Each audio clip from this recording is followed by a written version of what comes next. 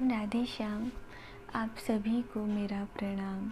आशा है आप सभी श्री राधा गोविंद की कृपा से स्वस्थ और मंगल कुशल होंगे। आज बड़े ही लंबे अंतराल के बाद आप सबके बीच आने का अवसर प्राप्त हुआ है। कुछ परिस्थितिवश मैं वीडियोस नहीं डाल पाई, इसके लिए मैं हृदय से क्षमा प्रार्थी हूँ। आगे प्रयास रहेगा कि एक निश्चित अवधि के साथ मैं इस सेवा को सुचारू रूप से कर पाऊँ। अभी बड़ा ही पावन कार्तिक मास का प्रारंभ होने वाला है। कहते हैं कि 12 महीनों में सबसे उत्तम और सबसे पवित्र कार्तिक मास होता है और गीता जी में भी ठाकुर जी ने कहा है कि मुझे सभी महीनों में से कार्तिक का महीना सबसे ज़्यादा प्रिय है। और कार्तिक मास हमारी श्री किशोरी जी को भी बड़ा ही प्रिय है, जिसकी चर्चा अभी हम आगे करेंगे। और हम सब भी ये अनुभव करते हैं कि कार्तिक मास का आरंभ होते ही पूरे वातावरण में एक पॉजिटिविटी व्याप्त रहती है और हमारा मन स्वतः ही आनंदित और प्रफुल्लित रहने लगता है। तो ऐसे पवित्र, ऐसे पावन कार्तिक मास की आप सभी को हार्दिक बधाई। आइए एक नई उमंग के साथ कार्तिक मास का स्वागत करें।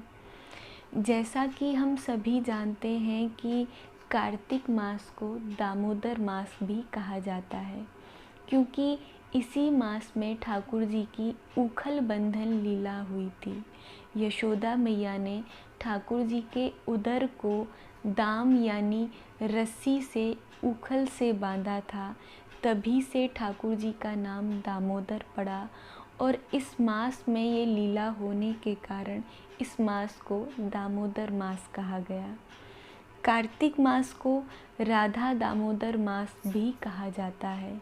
भविष्य पुराण में एक कथा आती है कि एक बार श्री किशोरी जी अपने कुंज में ठाकुर जी का इंतज़ार कर रही थी, लेकिन ठाकुर जी कुछ विलम्ब से प्रियाजू से मिलने उनके कुंज में पहुँचे।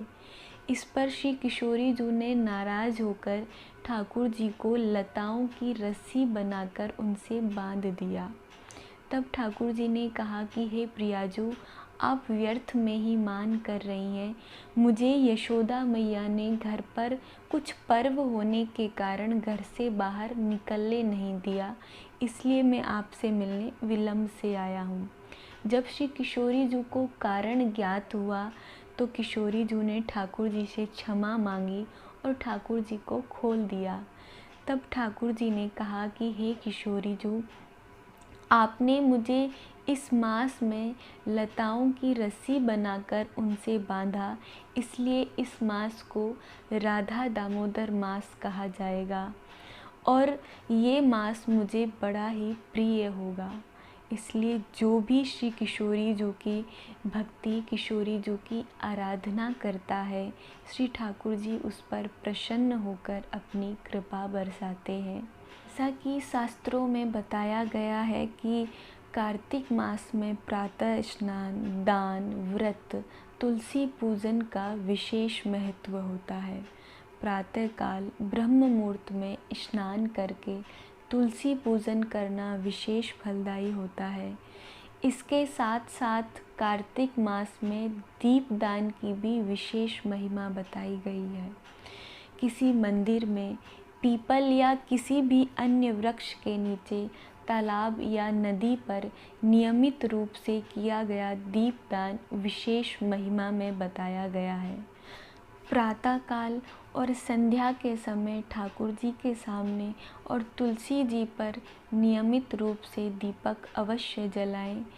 ऐसा शास्त्रों में बताया गया है कि कार्तिक मास में दीपदान करने से करोड़ों करोड़ों जन्मों के पाप नष्ट हो जाते हैं।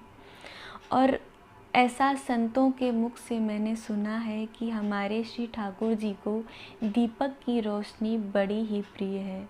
इसलिए श्रद्धा और अपनी सामर्थ्य के अनुसार 5 या 11 दीपक नियमित रूप से अवश्य जलाएं।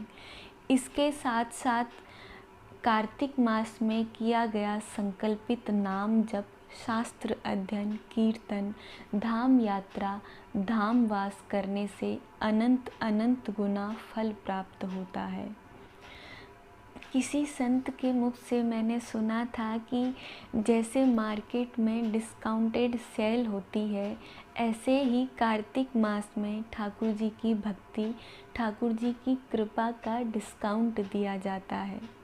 इसलिए अधिक से अधिक प्रेम से, श्रद्धा से, नियम से, संकल्प के साथ कार्तिक मास में नाम जप करने का प्रयास करें, जिससे ठाकुर जी की श्री किशोरी जो की कृपा, उनकी भक्ति, उनका प्रेम प्राप्त हो सके। एक बार पुनः आप सबको कार्तिक मास की हार्दिक शुभकामनाएं, हार्दिक बधाई। राधे श्याम।